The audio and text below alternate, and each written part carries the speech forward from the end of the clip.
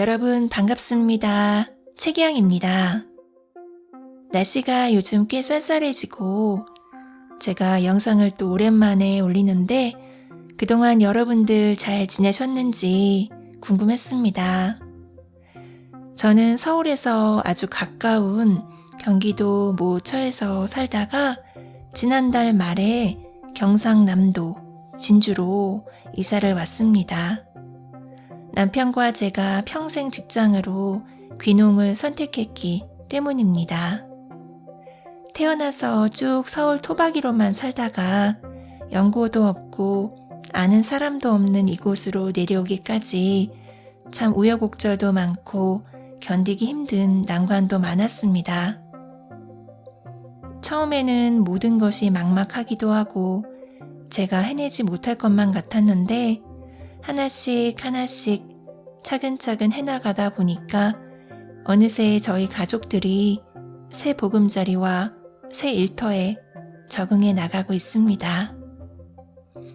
이사를 하고 새로 시작한 농장일 때문에 그야말로 눈코 뜰 새 없이 바쁜 매일을 보내고 있지만 제 머릿속에는 책을 읽어야 하는데 하는 생각이 떠나지 않습니다. 책을 읽지 않으니까 힘든 일을 겪을 때마다 마음을 다잡고 나 자신에게 용기를 주는 일이 무척 어려웠습니다. 제가 이제껏 책에 너무 의존을 했던 것일까 하는 생각도 들었습니다. 조그만 책 한 권이지만 저는 그 안에서 살아갈 용기를 얻고 위안을 받고 미래를 꿈꾸었던 것 같습니다. 이제는 아무리 바쁘고 힘들어도 정신을 좀 차리고 다시 책을 잡아야 할 것 같습니다. 제가 요즘 읽고 있는 책이 있는데요. 간간히 읽어서 조금밖에 못 읽었지만 오늘 여러분들께 몇 문장 들려드리려고 합니다. 바로 논어인데요. 언제 한번 읽어봐야지 하면서 아직까지 못 읽었었는데 지금 농촌이라는 새로운 환경에 적응하고 있는 저에게 아주 많은 도움을 주고 있는 책입니다.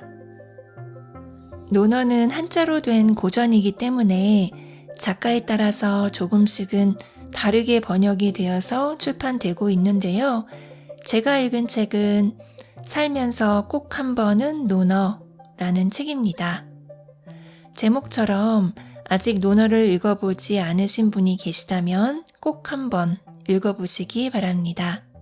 아마 저처럼 힘든 시간을 보내고 계신 분들이 계시다면 아마 큰 위안과 힘, 그리고 어려움을 헤쳐나갈 수 있는 지혜를 얻을 수 있을 것이라고 확신합니다.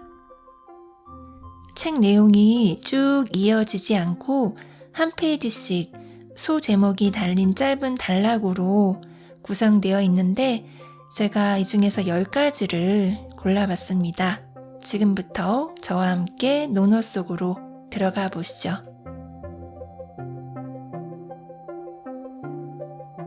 첫 번째, 껍데기 뒤에 진심을 꿰뚫어 보라. 남에게 듣기 좋은 말을 잘하는 사람, 남 앞에서 자신의 얼굴빛을 꾸미는 사람은 진실하지 못하다. 상대에게 바라는 것이 있기에 자연스럽지 않게 자신을 치장한다. 원활한 인간관계를 위해서는 때때로 다른 사람의 기분을 맞춰야 할 필요가 있다. 하지만 자신의 속내를 잘 드러내지 않고 남의 비위만 맞추는 사람이 진실한 경우는 드물다. 꾸며대는 말이나 외모 이면에 있는 그 사람의 진심을 꿰뚫어 볼 줄 알아야 한다. 껍데기만 보고 사람을 판단하면 진실을 놓칠 수 있다. 두 번째, 허물을 고치는 용기를 가져라. 누구나 단점이나 허물이 있다. 그것 자체는 크게 문제 삼을 일이 아니다. 하지만 다른 사람이 허물을 알려주거나 자신의 잘못임이 명백히 드러났음에도 불구하고 그것을 인정하지 않는다면 문제가 있다. 자신의 허물을 인정하지 않는 그 순간 성장의 기회는 사라진다. 있는 그대로의 모습을 바라보는 용기를 가져야 한다. 누군가가 잘못을 이야기해준다면 감사한 마음으로 겸허하게 인정하고 고치도록 노력해보자. 만약 그에게 오해가 있었다고 하더라도 자신을 돌아볼 수 있는 기회를 준 것을 고맙게 생각하자. 세 번째, 사람을 대하는 원칙. 사람을 대할 때 먼저 약속을 가볍지 않게 여겨야 한다. 약속은 의로움에 가까워야 하는데 여기서 말하는 의로움이라는 것은 일의 당연함을 의미한다. 즉, 순리를 거스르지 않겠다는 것을 약속하는 것이다. 공손함 또한 예에서 벗어나서는 안 된다.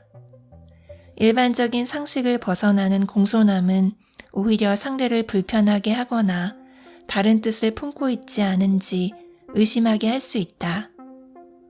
가족이나 친구와 잘 지내고 화목함을 잃지 않는 사람은 충분히 존경할 만하다. 아무리 뛰어난 사람이라도 주변 사람을 잃었다면 그 사람의 인성에 대해 다시 생각해 봐야 한다. 네 번째, 오직 자신에게 충실하라.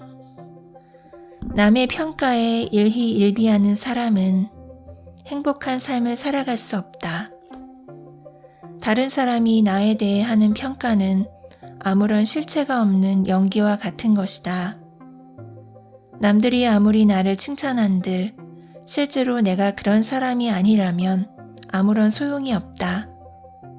그에 연연하다 보면 자신을 잃게 된다. 반대로 다른 사람이 아무리 나를 비난하더라도 내가 정말 그런 사람이 아니라면 상관없는 것이다. 오직 자신에게 있는 것을 구해야 똑바로 서서 살아갈 수 있다.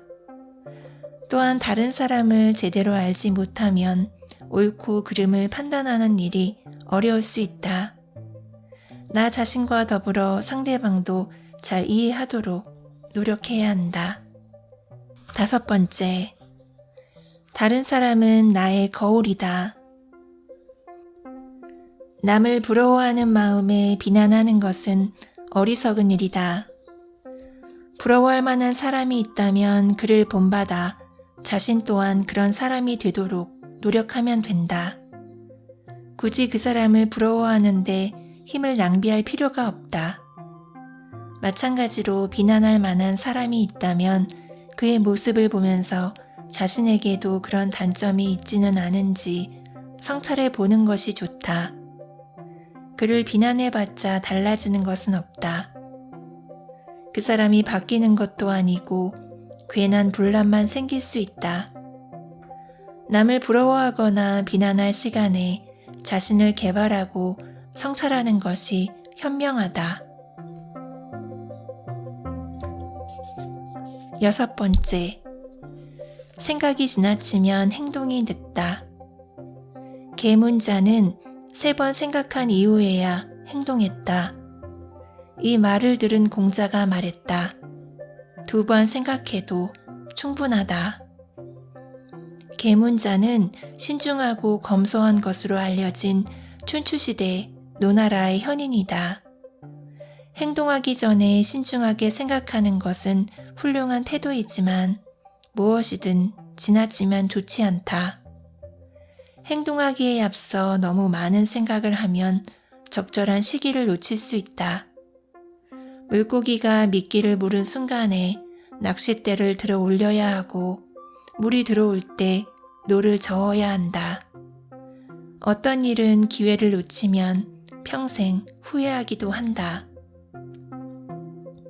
생각을 많이 한다고 해서 꼭 좋은 판단을 내릴 수 있는 것도 아니다. 바둑에서 장고 끝에 악수 난다 라는 말도 있듯이 너무 많은 생각을 하는 것이 능사는 아니다. 7번째, 삶의 이치는 정직.